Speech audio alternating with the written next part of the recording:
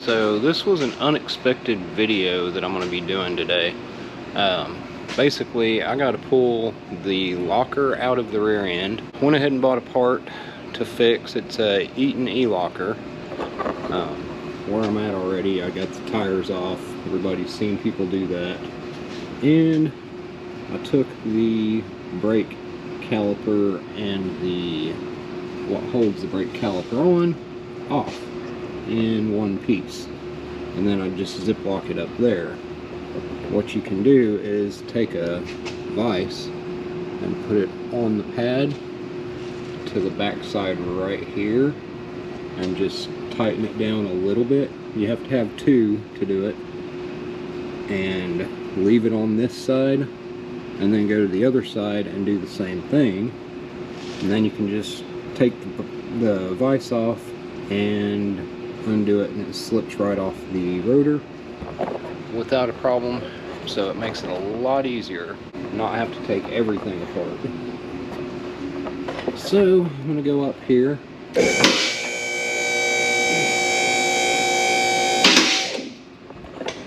If people don't know, the Eaton Elocker for the Dana 44, it's the 4-pin. Been some issues with it. There's quite a few people talking about it.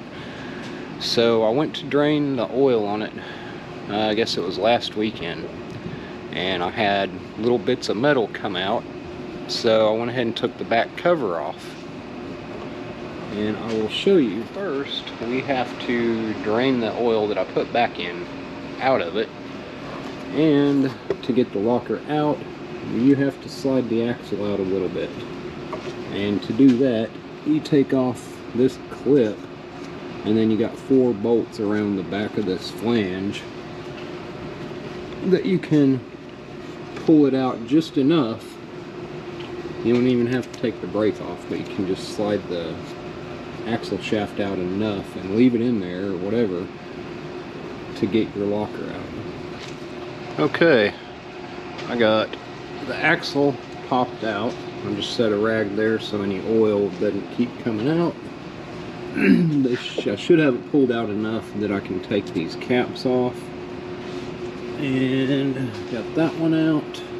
Same thing, got a rag. Now what I used was this slide hammer puller. Put that over it like that, and put a bolt on 3 of the lugs, and then just pops right out. So let me undo these, take the caps off, and we will slip this out. I'll show you what is wrong with it and kind of what one of the flaws are with this locker. Okay, I got it laying out here. There are my shims for the driver's side and my shims for the passenger side. Now, what I had happen, if you see these 3 bolts here, and you see one, not one, and not one. What happened, that one worked its way out and was rubbing on the side of the differential housing until it broke off. It have no idea where it's at. It's gone. It became liquid inside there. Chewed it up. It's gone. And that one was backed out and was rubbing, and I thought I could hear a little something. So you see that there, just a slight rub, but then on my cap you can really see it. It rubbed it right there and there, so it wore it out pretty good. Not enough to make the cap not work, but anyway, so all this is okay. All the gears are okay. So I'm going to take this top piece off, take these out, and when I found out these were loose, I went around and these, like all of them, were actually loose. And come to find out that they had Loctite on them, but they were not on the threads that engage. It was on like the head of the bolt, which didn't really do anything to keep them from backing out. Now, the other problem is this ear here. This one's okay, but as you can see, the other ear is gone. And that is what holds this to keep the magnet and locks that to keep it locked in. So basically, I got another one of these, the magnet, to replace with the ears. Alright, so we're just going to take these bolts out. Cap screws, whatever you want to call them.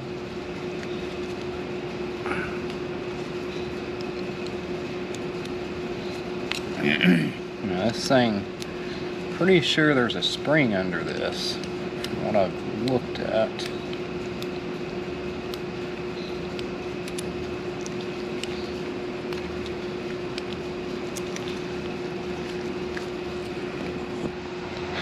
Okay, here's what I got. 1, 2, 3, 4. 4 of them were broke. Pretty disappointed. And Eaton will not own up to this. It's a bad design, for one. And these bolts are really small. They're not very big. That's it. But pretty sure I can get these out. And I got some other bolts, but I think they might be too long, so I might have to put this off.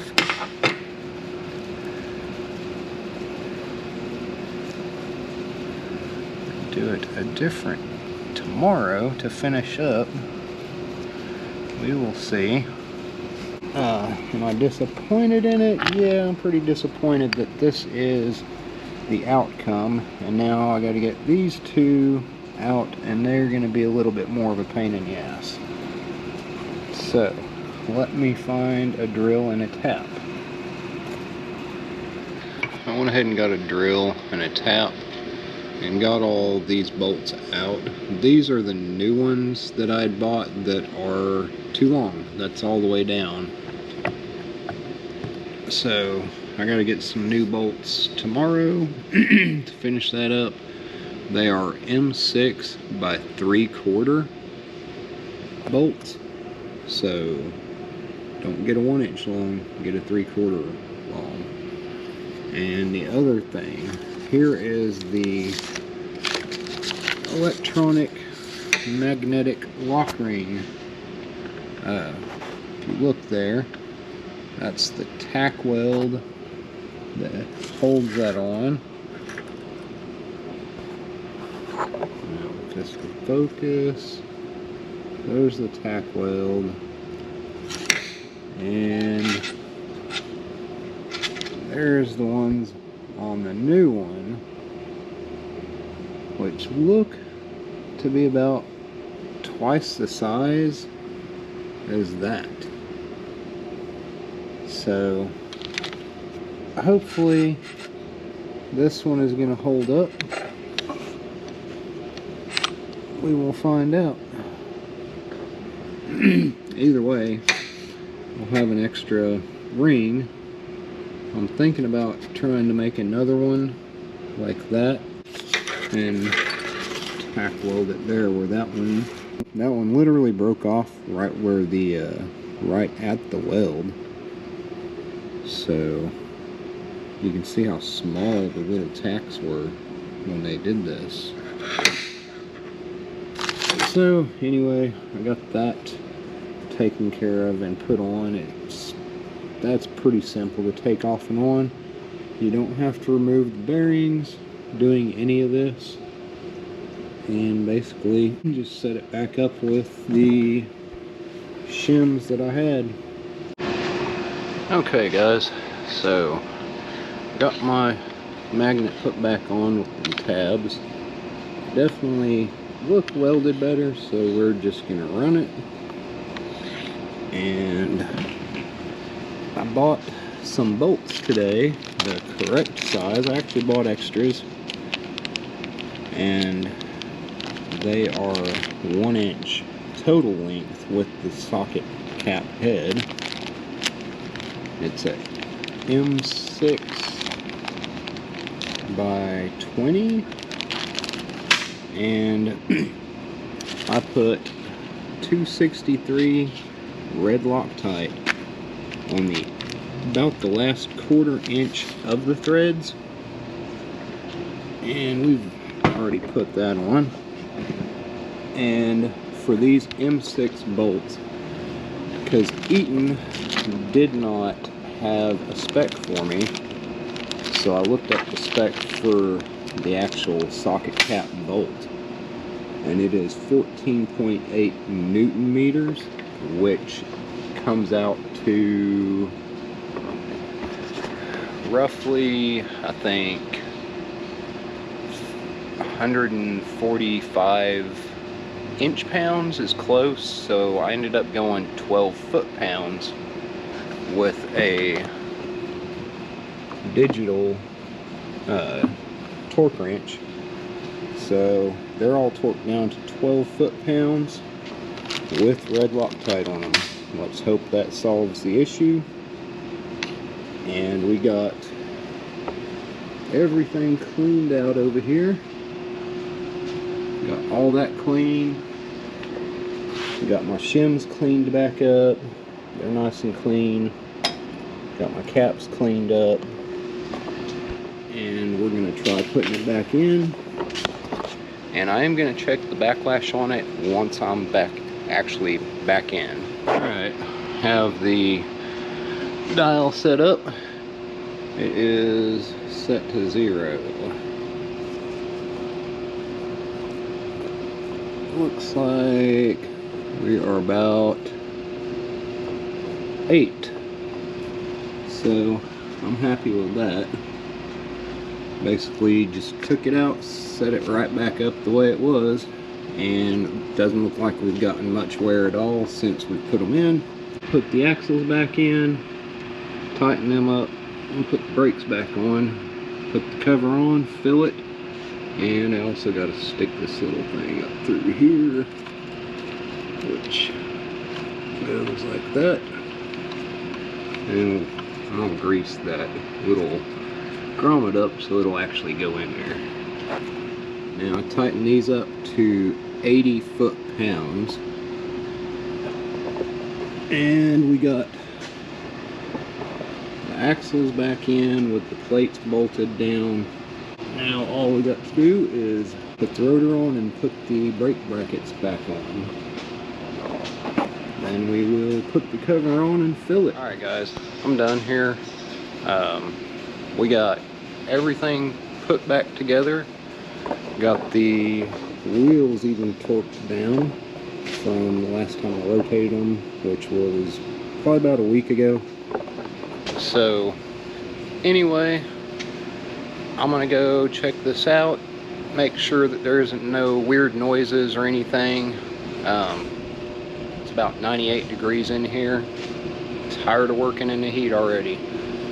The job itself isn't actually that hard. Now if your bolts break off smooth with the case, you'll have to drill it and use an easy out to get them out. They usually aren't going to be that tight because they didn't use any Loctite down there on the ends of the threads. All the Loctite's up at the top where there's no threads. So that's why I had 4 of them broke. They loosen up, it doesn't hold. Anyway guys, hope this helps somebody, and that's a little bit to know about the Eaton Elocker and some issues that you can have with it. So if you would, go down, hit the like and subscribe, and I will talk to y'all later. Bye.